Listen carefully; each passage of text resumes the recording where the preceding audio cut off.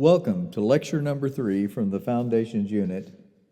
Today we're going to talk about epistemological approaches to moral and ethical decision making, and we're going to talk about the common fallacies in inductive logic that you need to be aware of so that you can avoid those and recognize them when other people commit those. So let's begin by talking about epistemological approaches to moral and ethical decision making. Epistemology is a Greek word. It's actually a hybrid word of 3 terms, and basically it means the study of knowing how we know what we know. So it's not about what we know, it's about how do we know what we know. And I'm going to look at this idea of epistemology using the lens of moral and ethical decision making and talk about 4 approaches or methodologies that human beings use to justify their moral and ethical decisions. Again, these are not in any sort of order, and they're not intended to mean that one is good and all the rest are bad, and so forth. They're just different approaches that apply perhaps legitimately in some different contexts. But it's important to understand those differences and to understand how people use those. It's helpful when we engage people concerning what they believe is right and wrong, to understand why they're saying that from the standpoint of their foundation or their moral basis for saying that. So, let's begin by talking about majority opinion or the will of the many. This viewpoint can be defined this way. This approach presumes that the opinions and practices of the greatest number of individuals in any group constitute the basis for determining what is right and true. For example, most of my friends think underage drinking is okay, so that is what I'm going to do. Well, this view is based upon what this person claims is a majority opinion. Of course, this is a very narrow group or number of people we're drawing from. You might ask, for example, this person, how many friends do you have, when you say most? And if this person says, well, I have 3 friends, well, you can presume then that 2 of them said it's a good idea, but 1 didn't. That's most. But is 3 people really enough? Okay, that's a problem. But there are other problems as well. The idea that most of the people around you that you look to as a kind of an authority, as a basis for your moral decisions, may not be the best idea in a lot of situations. Another example, the majority opinion in Europe during the Middle Ages was that the earth was flat. And during this time, that was the truth. It was the correct viewpoint. The earth was, in fact, flat. Of course, we look at that and chuckle and go, that's ridiculous. But yet, that's the nature of the majority opinion argument. And so, the issue becomes, how valid is the majority opinion? The problem, of course, occurs because the majority opinion is not automatically the correct one. The majority may be right or wrong. Simple majority in and of itself is not enough to validate a position. One must question why the majority favors a position and then determine whether this position is a good one to support. The issue here is, of course, one of subjectivity and fallibility, because all individual humans are subjective and fallible in many respects. Therefore, the collective or the majority group of humans could also be fallible because of their subjectivity. There is also the problem of the narrow majority. In our Congress, the Senate has 100 people. That means 100 votes can be cast on any particular issue coming before that branch of Congress. Let's say the issue that comes before that branch of Congress is, should there be a limit on the number of children a couple can have? And the bill says that people can have 2 children if one is male, one is female, but they cannot have a third. The third child will have to be aborted. And let's say the vote in the Senate is 49 opposed and 51 in favor. That is a very slim majority. That's a 51% majority saying this is the right true, and moral thing. Is that enough to make the case? Well, what if some of the people who voted didn't even read the bill? They just came and voted doing their obligatory job. Or what if a couple of people there were drunk and not thinking straight? That can happen. Does that mean that on the basis of a 2-vote swing, something becomes moral and right? But even further, what if 99 vote no and 1 votes yes? Do the 99 absolutely determine what is moral and right, or do they simply determine what is legal? Well, there's a big difference between legality and morality, and that's the problem with majority rule. Our second viewpoint is genetic programming and socialization processes: nature, nurture, predisposition, and conditioning. This approach presumes that genetics and conditioning determine what is true and right. For example, my father was a racist. His father before him was a racist. It just stands to reason that I'm a racist too. I don't need to change. It's just what I do. It's just who I am. Or second, I was raised to view broccoli as the worst food on the planet. And that's the truth. No one should have to eat it. Or three, marijuana smoke is really appealing to me. It's part of my genetic makeup. That's why I smoke pot. So don't try to tell me I'm wrong to do it. Okay, the problem here lies in the presumption that neither genetic programming nor social condition can be flawed or wrong. Of course, genetic defects and poor teaching are easily identified, and a carte blanche embracing of the infallibility of genetics and socialization is unreasonable. The issue, once again, is subjectivity and fallibility, because, once again, the conclusion is based upon human beings only. The third view is personal intuition, feeling, and mystical enlightenment. This approach presumes that personal feeling, or inner, quote, knowing, mystical impressions, and individual intuition determine what's valid concerning what's true and right. For example, I just feel that it is right for me to drop out of college and become a comedian working on the public streets. Or, 2, I dreamed last night that Brunhilde and I were meant to be together. I'm going to ask her to marry me when I get to class. I know she will say yes, because my dream can't be wrong. This is what I call the hallmark approach to morality. Just follow your heart. And no matter what the struggles are, at the end of things, we will kiss, all will be well, and we'll live happily ever after. Well, the problem here lies in the presumption that intuition, personal feelings, and mystical experiences cannot be flawed or wrong. Of course, the evidence that personal feelings, intuition, and mystical experiences can be misunderstood and misinterpreted can be easily documented. Why? Because human beings who are subjective and fallible interpret those, and sometimes they interpret those incorrectly. Placing absolute truth in one's self and one's experience is unreasonable. For example, the dream in the Brunhilde scenario may have been prompted by bad digestion resulting from too much cafeteria food that led to a nightmare, not a dream. Well, the issue, once again, is one of subjectivity and fallibility because it's human-centered. Our fourth and final approach is external objective revelation, which means a metaphysical encounter. This approach presumes that a metaphysical source for knowledge and guidance is preferable.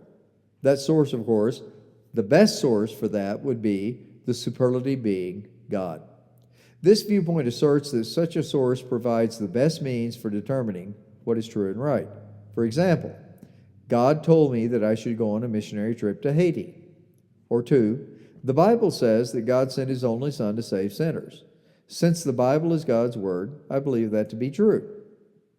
Well, the problem here is not one of fallibility, because if the source is external, transcendent, omniscient, then the source is not fallible. It is accurate, true, correct. The knowledge and the truth would be from an unlimited, objective, and infallible source. The issue then is one of determining the validity of the source. This is problematic due to the impossibility of eliminating one's subjectivity completely from the process. However, this does not mean that attempting to validate the source is an exercise in futility. Three things are necessary for this type of revealed truth to become reasonable. One, the source must exist. And of course, it is possible and maybe even probable that a superlative being, God, does exist. Two, the source must have an interest in revealing truth. Well, if the source is the God of the Judeo-Christian religion or Bible, then we're told that source is highly interested in revealing truth and having a relationship. Three, the source must possess the capability of revealing truth in a clear, understandable fashion, despite the fallibility and limitations of the recipient of the revelation.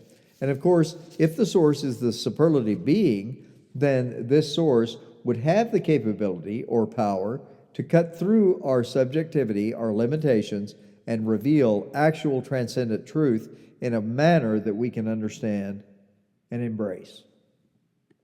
Two questions are important concerning this view. One, how may one discern the nature and identity of the source, recognizing, of course, the necessity of revelation for even this to be possible? And two, how may one establish the reasonableness of accepting the revelation in particular as valid? Resolving these issues demands abstract thought and reasoning, combined with legitimate circumstantial evidentiary support. This done, the conclusions may be accepted as reasonable and worthy of one's commitment. The issue is one of subjectivity and verification. Now, I'd like to conclude this lecture with a listing and a description with examples of the 10 main fallacies that occur in inductive logic, which I hope we can all learn to recognize and avoid. Fallacies, of course, are errors or mistakes in logic. Our first inductive fallacy is appeal to authority. Our first example: LeBron James likes Twix candy bars, so they must be really healthy and nutritious. I think that's what I'll eat from now on. Well, the person who decides this is largely basing this upon how they feel about LeBron James. The attempt is made here to show that a position should be accepted by drawing attention to the fact that a popular or well-known figure seems to support the position. Face name recognition in a positive way leads to agreement with the argument that's being presented. Therefore, you go out and buy a Twix bar. However, we don't know that LeBron James really likes Twix. Maybe he's being paid $1 million to do the ad. We don't know that he knows anything about the nutrition. Maybe it's really unhealthy and he just likes it. So, the issue is one of relevance. LeBron James, a great basketball player, no doubt, is not necessarily relevant to the quality of a candy bar. Inductive fallacy 2, argument against the man, or ad hominem. Example: Adolf Hitler played a role in the design and development of the Volkswagen car. That car can't be any good. The attempt is made to discredit the position by attacking a person associated in some way with that position. In this case, the mastermind behind the Holocaust and World War II. Well, is it true that Hitler played a role in the design and development? Yes, he did. Is it a fact that the Volkswagen has been demonstrated to be an efficient and economical vehicle? Yes, it has. So to say the car is no good because Hitler's associated with it is not relevant. Again, the issue is one of relevance. The fact that he was a tyrant politically and socially doesn't mean he couldn't be an effective car designer. One might argue that he should have stayed in that field and the world would have been better for it. Inductive argument number 3, argument from analogy. Example: schools are like prisons. Well, the attempt here is made to gain support for a position by making an unfair comparison between two things, the purpose of which is to give the appearance of a relationship where there is none. Well, are schools like prisons? Well, do schools have regimented schedules? Yes. Do prisons? Yes. Do schools feed large numbers of people in an efficient manner? Yes. Do schools have a highly regimented chain of command? Yes. Do prisons? Of course they do. Is there time for release from the regimen of the day to exercise outside the building? In schools, yes, it's physical education. In prisons, they also have yard time. Well, here's the deal. Just because schools and prisons are alike in some of these ways doesn't mean they're alike in every way. For example, you could say schools have mandatory attendance up to a certain age, and prisons certainly have mandatory attendance. But what is the reason? Why are students attending schools and why are prisoners in prison? Did students commit a criminal act and therefore are sent to schools? No. Are convicts? Yes. So you see, the most important ways, the qualitative ways that prison and schools are not alike, overrides the ways they're similar. So the argument that schools are like prisons is not valid. And to push that argument down the road, you would end up treating students like prisoners, teachers like guards, administrators like wardens, and the school board like the education council for the state. And that doesn't make much sense if you want very different outcomes from both institutions. Inductive fallacy 4. Argument from force. I never used to have to talk about this much because everybody was kind of in agreement that it was ridiculous. But now look at the world we live in. Look at what's happening in our culture where people resort to violence and force to make a point rather than engaging in civil rhetoric and dialogue to make their arguments and show their position is in fact the better one. It's a very sad state of affairs. And I'm not being political here, I'm just being human. I don't want to hurt people. I cannot justify personally doing something to destroy someone's property, their livelihood, their family, their reputation, or even their health and their life to make a point. Now, I have very strong convictions about what is true and right, but what overrides that for me is my faith and belief in a superlative being who is love, who has told me I should love everyone, no matter what, and my commitment to how I see every other human being as created in the image of that superlative one. And yes, I see all of you created that way too. So I will always treat you with that dignity and respect, whether you agree with me or not. And you're free to disagree. I will support your right to disagree. But if you don't mind, I will still treat you with dignity and respect regardless. So the argument for force is very bad. It goes like this. You'll either join our gang or we'll terrorize your family and vandalize your property. If necessary, we will even physically attack you and your loved ones. Or if you don't agree with me, I will come to your home and I will break your windows, break down your door, and I will harm you and your family. It's a very bad approach to persuasion. In fact, there's no persuasion at all. It's simply the argument from force which says, I will hurt you if you don't do what I say. The attempt is made to gain support for a position and compliance to demands by threatening physical and or non-physical harm. The approach operates from a bully mentality as though the power to harm someone proves the validity of one's position. This is an issue of relevance. Does it really matter that you can hit me or hurt me to make me shut up or not oppose you? Does that really prove that you're in the right? Well, think about it. I don't think I need to say any more there. The fifth inductive argument fallacy is argument from ignorance or argument from silence. For example, the assignment I gave to the class over the Civil War was one of the best ones I've ever given. I'm sure of this because no one complained about doing it when I passed it out to the class. Well, this is not a good argument because the fact that nobody said anything doesn't prove it's good. Your students might not have said anything because they're afraid or because they're indifferent. You just don't know. The silence is not equal to approval. Another example, the silent majority of Americans support the current Vietnam War efforts. We know this because they have not voiced their disapproval as a vocal minority has done. Well, this is tricky, and the Nixon administration came up with this idea, and it worked for a while. Because by definition, if you speak up, you're the minority. If you don't speak up, you're the majority. But that's a bad argument. The silent majority can never be measured.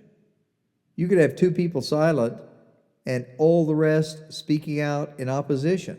But by definition, you're saying the two are the majority. That's a ridiculous argument. The issue here is one of quantity. The amount you're talking about is not valid. Inductive fallacy 6, circular argument. For example, we can know when dinosaurs lived on the earth by determining the age of dinosaur fossils. We know how old dinosaur fossils are from the age of the strata of the rock in which they're found. We know the age of the strata of rock from the dinosaur fossils found in the rock strata. Let me restate that in simple form. Dinosaurs are a certain age because their fossils are found in a certain rock that we know the age of. However, we know the age of the rock because of the age of the fossils found in the rock. That's circular fallacy. It doesn't prove anything. Circular fallacy is a type of reasoning in which the proposition is supported by no premises, which is supported by the proposition, creating a circle of reasoning where no useful information is being shared. The attempt is made to gain support for a position by providing a support statement that proves nothing, because its basic argument is that something is true because it's true. The issue here is one of relevance. And by the way, the example I gave actually appears still today in middle school, high school, and college textbooks on paleontology and fossil analysis. It should be excised from academia because it is a ridiculous, meaningless argument. You can't say the dinosaurs are a certain age because the rock strata is that age, and then say the rock strata is the age it is because the dinosaurs are that age. That's really bad logic and bad science. The seventh example of fallacy is equivocation. Equivocation is the act of switching the meaning of a word to another meaning in the middle of discourse without signaling that the change has occurred. For example, our school has major problems. Absenteeism, low test scores, low graduation rates, all make this obvious. It's clear that what this school needs is stronger discipline. Now, if someone presented that idea to the school board, it might sound really valid and legitimate if, in fact, all of those things that are being described are true. But the issue is, what does stronger discipline mean? If the person doesn't define that, it leaves it ambiguous and vague. You don't know what's being talked about or how much. And let's say that you interpret stronger discipline as increased rigor in terms of academic study. All right? That might be legitimate. But let's say the stronger discipline to the person making the proposal means more and more intense physical punishment. So they want students to be physically punished in the school, and they want more of it. But if you can't determine what that term means, stronger discipline, you may end up agreeing with something that later you wish you had not. So it's important at this point, when equivocation occurs, to get clarification. And that's the real issue. You have to find out what the words really mean and how they're being used. Inductive fallacy 8, false cause, ergo propter hoc or post hoc. Example, I failed my English exam because my teacher doesn't like redheads and I'm a redhead. Well, the approach argues conclusions which do not reasonably accrue from the preceding conditions. The attempt is made to give the appearance of causation where there is none. Again, the issue is relevance. Now, is it true that you failed the exam? Yeah. Is it true that the teacher may not like redheads? Possibly. Is it true that that's why the teacher failed you? No, not necessarily. In fact, what if you had not studied for the exam? What if you had skipped a lot of classes? What if you didn't do any of the work that was designed to prepare you? What if you went out drinking the night before? You came to the exam with a hangover, blurry-eyed. Could that possibly have anything to do with your success on the exam? Well, of course it could, and that would change the false cause argument. Inductive fallacy 9 is hasty generalization or over generalization. Example, all Indians walk single file, at least the one I saw did. That's a quote from Groucho Marx, the comedian and vaudevillian actor and musician from back in the 1930s, 40s, and 50s. It's humorous, but it makes a point. What's the problem here? His sample is too small, and his sample is irrelevant. First of all Indians walk single file, and if you look at one, you don't have single file. By definition, single file is more than one. Second, if you only looked at one or two or three, that's a very small sample and not enough to give your argument credibility. So the argument is relevance and quantity.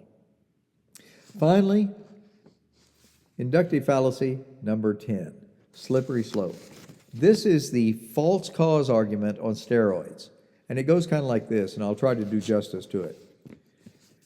Mr. Smith, I have to pass this class. If I don't, I won't graduate this semester. Then I'll become discouraged, despondent, depressed. My depression will lead me to alcohol abuse. I'll probably drink and drive. I'll likely wind up having a terrible accident in which someone is killed. I'll be put on trial for negligent homicide, and I'll go to prison. The result will be a lifetime of crime, and since I will become a hardened criminal. Now, Mr. Smith, you don't want that to be on your conscience, do you?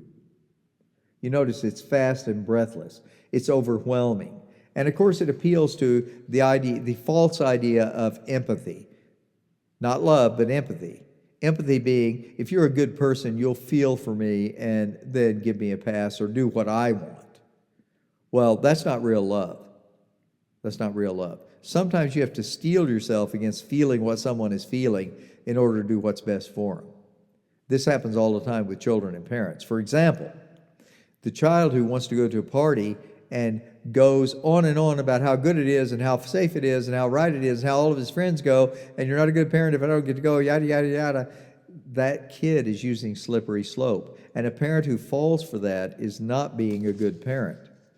This is the extended false cause approach in which supposed effects or results tend to snowball out of control without demonstrating a reasonable connection between the cause and all of those overwhelming presumed consequences or effect. Again, the issue is one of relevance, and anyone who falls for that deserves what they get in the end. Okay, we finished again with this lecture. I hope you enjoyed it. Hope you found some things entertaining and interesting again. So glad that you listened and watched this lecture, and I look forward to talking with you the next time, where we will be going into a whole nother unit, the unit on metaphysics, and a discussion of what can be said about metaphysical reality and the existence of God. I look forward to talking to you. Have a wonderful day.